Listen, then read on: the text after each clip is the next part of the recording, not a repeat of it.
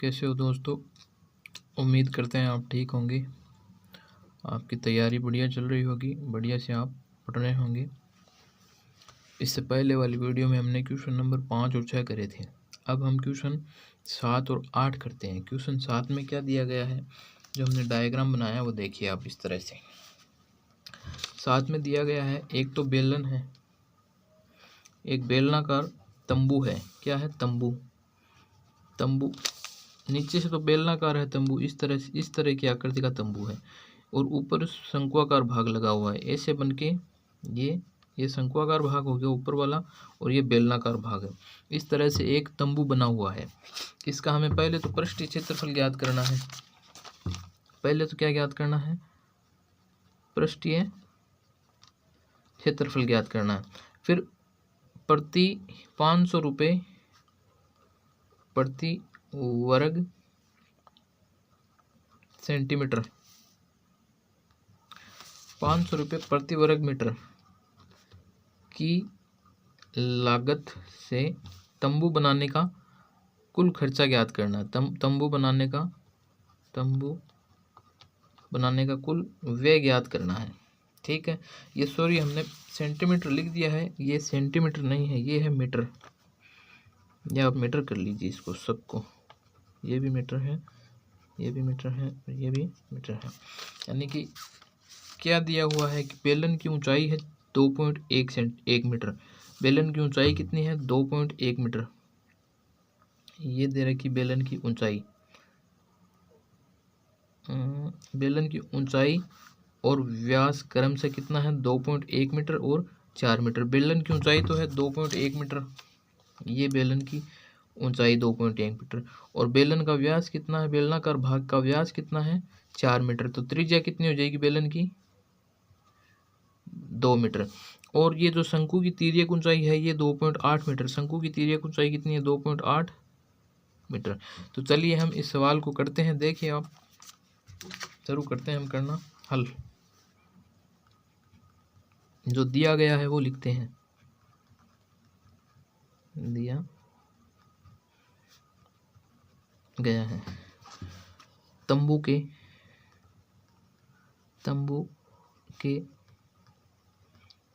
बेलनाकार भाग की ऊंचाई h बराबर 2.1 मीटर तथा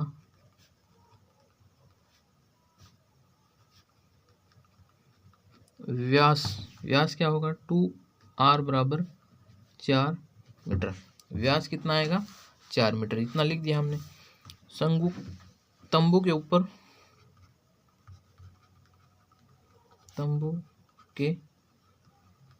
ऊपर स्थित शंक्वाकार भाग की तिर्यक ऊंचाई L बराबर कितनी है? 2.8 मीटर। L बराबर 2.8 मीटर दी हुई है। ये है L बराबर कितनी है? 2.8 मीटर। तब 2.8 मीटर। अब हमें जो चीज़ दी हुई थी वो लिख ली। अब त्रिज्या लिखते हैं हम इसकी।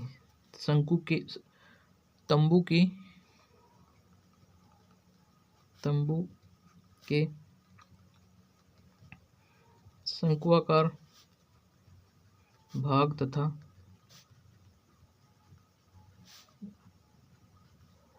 बेलनाकार भाग की त्रिज्या कैसे होगी? 2r बराबर 4 सेंटीमीटर है। तब r बराबर 4/2 बराबर 2 मीटर। सेंटीमीटर नहीं है, सॉरी, ये मीटर है। r बराबर कितनी होगी? 2 मीटर। इसलिए अब तंबू का पृष्ठीय क्षेत्रफल। अब तंबू का पृष्ठीय क्षेत्रफल क्या आएगा? ये आएगा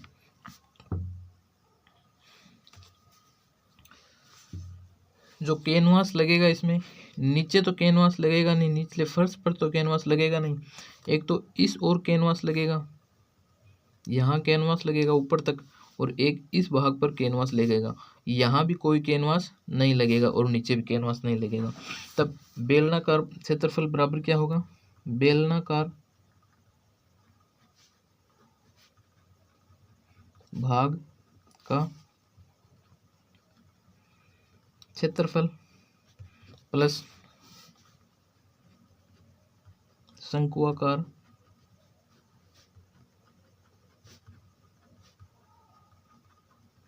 भाग का क्षेत्रफल, शंकु वाले भाग का क्षेत्रफल। तो बेलन वाले भाग का क्षेत्रफल तो क्या होगा? 2πRH प्लस शंकु वाले भाग का क्षेत्रफल होगा πRL। ये सारी चीज़ें हमें दी हुई है इस क्वेश्चन में। अब हम लिखते हैं तो क्या है, 2πR कॉमन लेते हैं हम इसमें से, πR कॉमन लेते हैं। यहाँ क्या बचेगा? एक तो 2 बचेगा, एक H बचेगा, 2H प्लस L, ये हो गया L। तो क्या आया? पाई की जगह तो 22/7, 22/7। R का मान है 2, इंटू में क्या है, H की जगह है 2, इंटू H का मान है ऊंचाई 2.1 मीटर, ये H दे रखा 2.1 मीटर, 2.1 मीटर प्लस L लंबाई कितनी है? L है तिर्यक ऊंचाई, तिर्यक ऊंचाई है 2.8 मीटर, 2.8 मीटर, ये हो गई। अब हम लिखते हैं तो 22 गुना 2 तो हो गई 44, 44/7 और 2 ये हो गए 4.2 प्लस 2.8।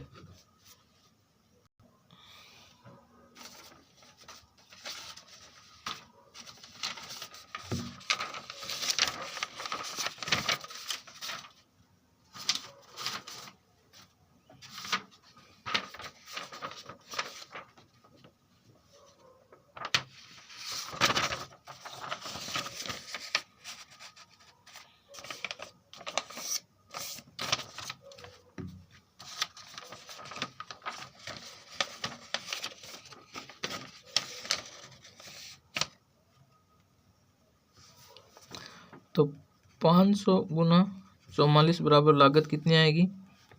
22,000 रुपये। अतः कैनवास की कुल लागत, अतः कुल लागत 22,000 रुपये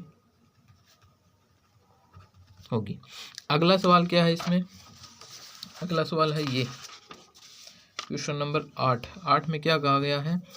इस प्रकार की आकृति बनी हुई है, एक ऐसी आकृति बनी हुई है, एक बेलन बना हुआ है, बेलन पूरा ठोस बेलन है, नीचे भी सतह भी है, ऊपर की सतह भी है, और बेलन में से इस तरह से एक आकृति काटी गई है, एक ये आकृति निकाल ली गई है बेलन में से। अब इस बेलन का पृष्ठीय क्षेत्रफल ज्ञात करना हमें, बेलन का संपूर्ण पृष्ठीय क्षेत्रफल। पहले बेलन ठोस था, फिर एक ये शंकुआकार आकृति बेलन में से निकाली, तब ये क्या हो गया? बेलन खोखला हो गया, अंदर से शंकु के आकार की तरह खोखला हो गया। जितना शंकुआकार भाग निकाला उतना क्या हो गया? बेलन खोखला हो गया, बेलन क्या हो गया? खोखला हो गया। तो हम कैसे ज्ञात करेंगे? ये तो हमें दिया हुआ है, ये h बराबर 24 सेंटीमीटर दी हुई है, h बराबर 24 नहीं 2.4, h बराबर ऊंचाई, बेलन की ऊंचाई तो 2.4 सेंटीमीटर दी हुई है, और बेलन का व्यास 1.4 सेंटीमीटर, ये बेलन का व्यास दिया हुआ है। यहाँ से यहाँ तक कितना है? 1.4 सेंटीमीटर दिया हुआ है।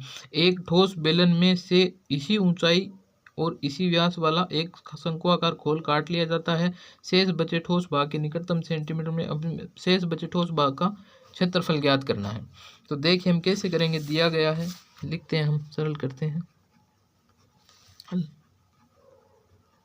दिया गया है बेलन की ऊंचाई h बराबर 2.4 सेंटीमीटर, बेलन का व्यास 2r बराबर कितना होगा? 1.4, और बेलन की त्रिज्या सेंटीमीटर, और बेलन की की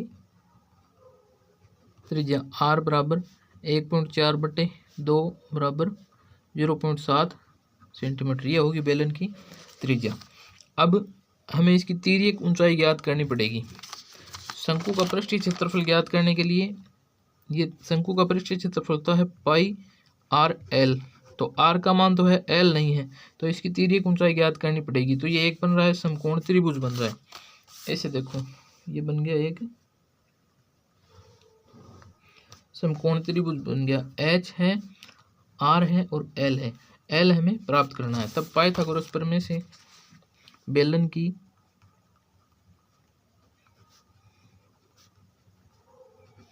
तिर्यक ऊंचाई l बराबर पाइथागोरस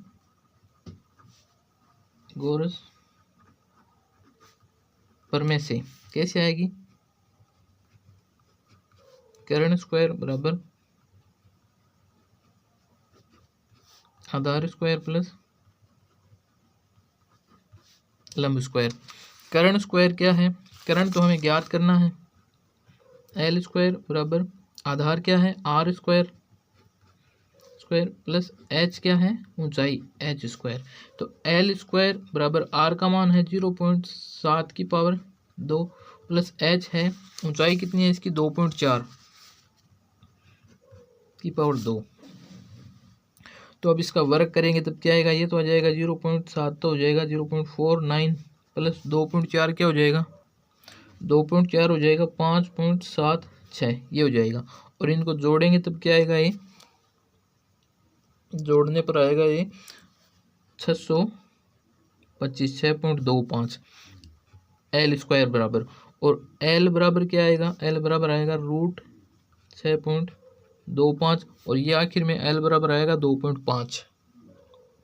एल बराबर 2.5 सेंटीमीटर। एल बराबर आएगा 2.5 सेंटीमीटर। तो हमने तिर्यक ऊंचाई ज्ञात कर ली। अब है ठोस का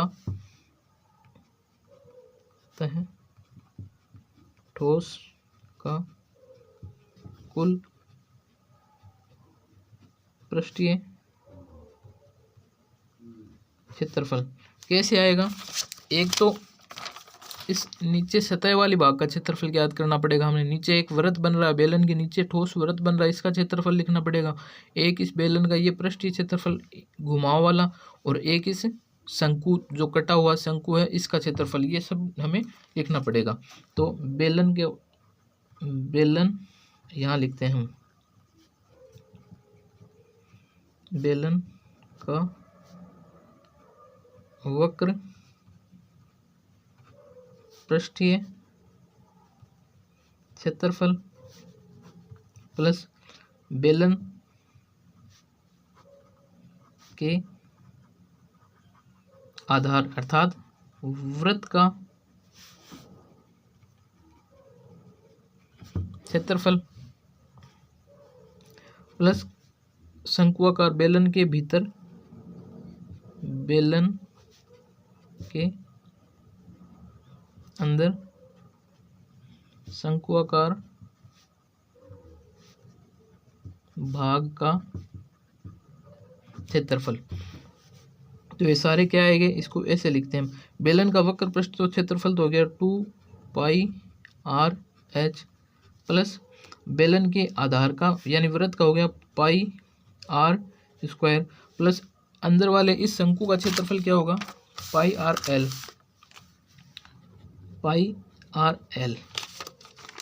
ये तो बेलन का वक्र पृष्ठ तो ये हो गया 2πrh और πr² इसके आधार का क्षेत्रफल हो गया, और πrl क्या हो गया? इस शंकु वाले भाग का क्षेत्रफल। तो इनमें से कॉमन जो आ रहा है वो कॉमन लेते हैं, एक तो पाई और एक r कॉमन आ रहा है, तो पहले πr कॉमन लेते हैं। πr यहाँ क्या बचेगा? 2h प्लस एक r प्लस यहाँ बचेगा l, सारे मान रखते हैं यहाँ। तो πr 2 इंटू h का मान कितना है? h का मान है ये 2.4, h का मान ये है 2.4 प्लस r का मान है 0.7 7 प्लस एल का मान आया है 2.5 और पाई और आर का मान भी लिखते हैं। पाई का मान तो है 22/7 इंटू आर का मान है 0.7 और इधर क्या बचा 2.4 तो ये हो गए 4.8 प्लस 0.7 प्लस 2.5। इन सब को सरल करने पर क्या आएगा, ये हो जाएगा 22/7 गुणा 7/10 और ये 4.8 प्लस 3.5 हो जाएगा। ये 3.5 नहीं 3.2 हो जाएगा 3.2। और अगली स्टेप में हम लिखेंगे इसको, अगली स्टेप में लिखेंगे ये 7 से 7 कैंसिल हो जाएगा, नीचे क्या बचेगा 22/10 इंटू ये गुणा में हो जाएंगे सारे जुड़ के 8 हो जाएंगे और इसका फाइनल उत्तर आएगा 17.6 के लगभग। ये हो जाएगा 11/5 गुणा 8 और 88/5 यानी कि 88/5 सेंटीमीटर स्क्वायर क्षेत्रफल आएगा आंसर। इसका उत्तर आएगा, ये होगा आंसर होगा इसका। तो ये आएगा हमारे पास 17.6 सेंटीमीटर स्क्वायर यानी कि शेष बचे ठोस का, अर्थात यहाँ लिखते हैं हम शेष बचे ठोस का पृष्ठीय क्षेत्रफल 17.6 सेंटीमीटर स्क्वायर होगा। मिलते हैं हम अगली वीडियो में।